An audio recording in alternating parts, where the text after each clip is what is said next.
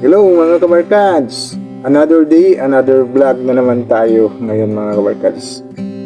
Ngayon mga kabarkads is nandito tayo sa Maa Bakaka Bypass Road Project. Yan, nasa ibabaw na tayo ng tulay. Yan, nakagawa na sila ng slab at mga trilins. Yan, dito na lang yung connection, yung mga girder na doon sa giliran kasi kulang pa daw yan ng tendons.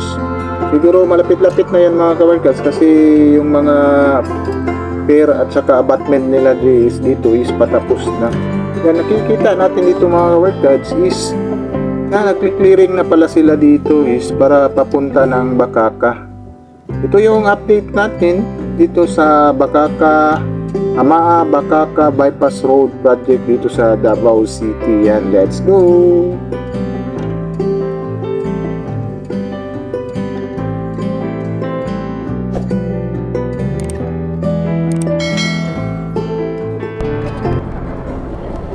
Yan mga kabarkads, binabaybay natin itong kalsada dito kasi maraming nagtatanong sa atin saan daw ito banda sa Maa.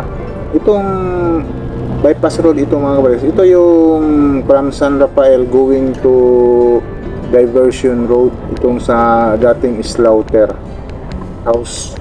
Yan, ito yung daanan dito. Nakikita niyo may malaking pader building ba yan? Yan, may malaking kanto dito sa right side. Ito yung papasok papunta dito sa bypass road na ito. Yan, makikita natin dito is maliit yung kalsada pero hindi pa yan nakiklearing mga kabarkads. Yan, matanggal yung mga lupa dyan kasi hindi pa ito dinadaanan kaya maraming mga lupa yung kalsada. Kapag matapos ito, malaking kalsada din itong gagawin dito, parang 4 lanes yata itong kalsada dito sa bypass road na ito.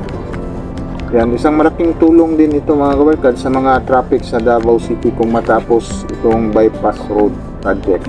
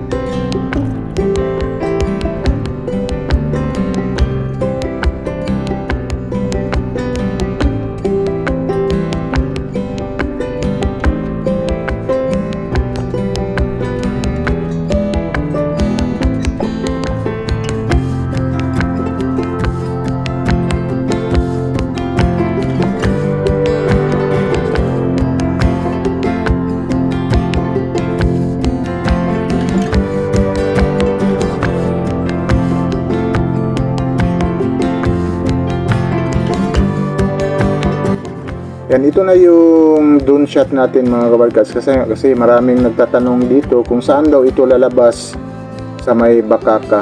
Yan, ito makikita natin dito is nag-clearing na sila. Yan, napalaking kalsada dyan. Tapos yung kabilang side is binabakuran na nila para yan yung banda ang madanan. May bako na dito nag-clearing mga kabarkads. Yung magawa ng kalsada dito is yung Lima Construction. Siguro marami pang madidemolish daw dito na mga kabahayan.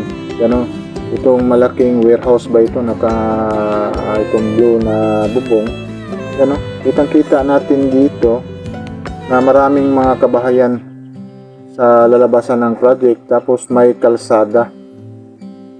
Sa susunod siguro daanan natin kung gaano kalaki itong kalsada dito. Parang nakikita ko is parang barangay road lang.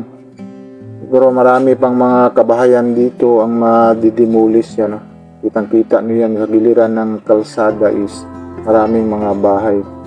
Sa narinig ko sa mga trabante is marami na daw ang binabayaran dito. Tapos dito tayo sa left side, parang dito ito dadaan sa left side. May daanan dito na banda is walang mga kabahayan, madali lang ito matrabaho nila. Tapos dito na naman tayo sa right side. Yan dito, ito yung kalsada na papunta ng Bakaka.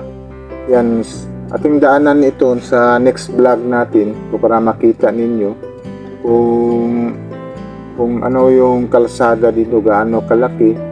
Siguro malaki-laki pala yung madidemolis dito sa area.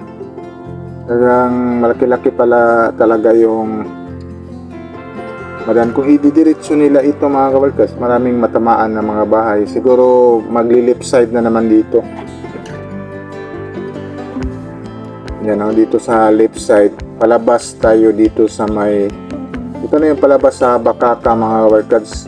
Dito sa harap ng bagong Caltex na bukas dito sa Bakaka, o yung may pula na bubong Caltex. Yan na gasolinahan.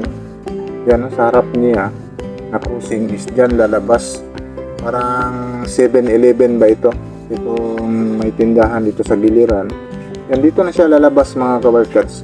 Kapag matapos ito mga kabarkads, hindi na kayo pupunta doon sa may diversion road. Kung papunta kayo ng MAA, dito na kayo dadaan na bypass road dito sa may Bakaka going to MAA.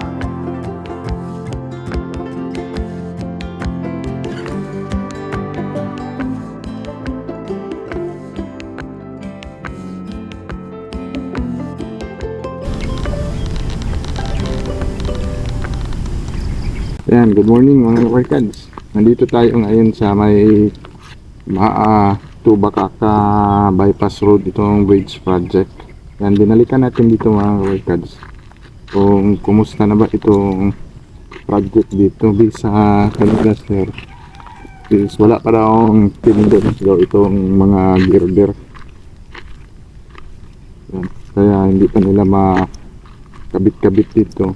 So tingnan natin itong mga poste dito at abutment kung kumusta na ba, kasi nandito pa yung crane nila na malaki. Yan.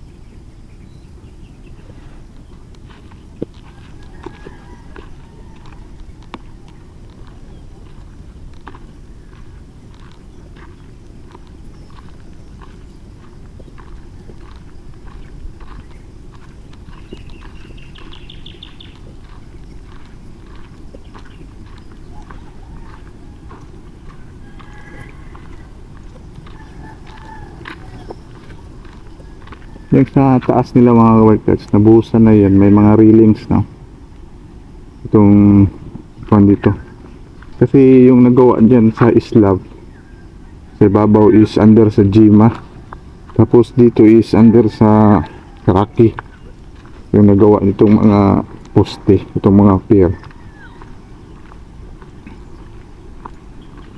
Yan, nag-connect na pala dito mga workers.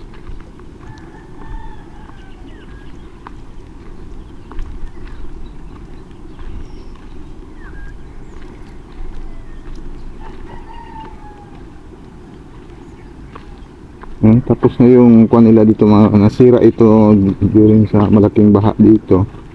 Itong greenway nila ngayon is madaanan na.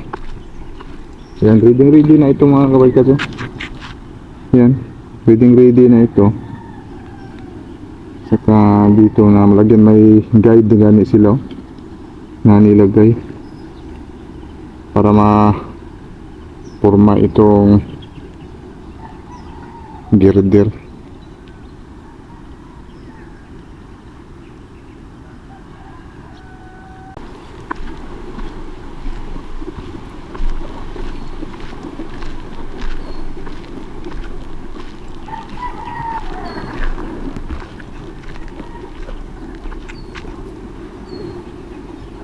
Yan, yun yung abutment nila mga kabarkads. Yan.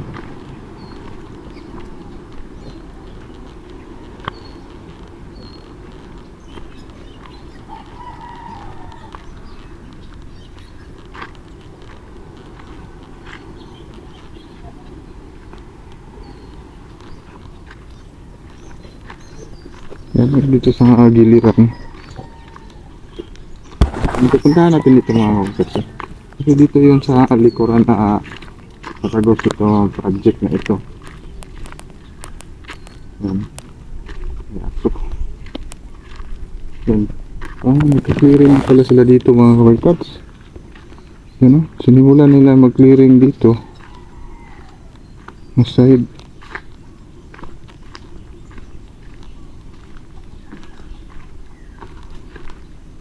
Yan, dito siya dadaan mga kabarkads.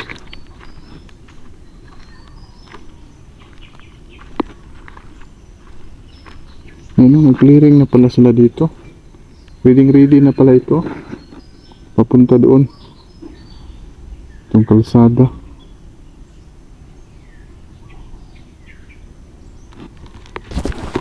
Yan, kitang-kita natin mga kabarkads is ready na. Itong dito is palabas ito ng bakaka. Yan.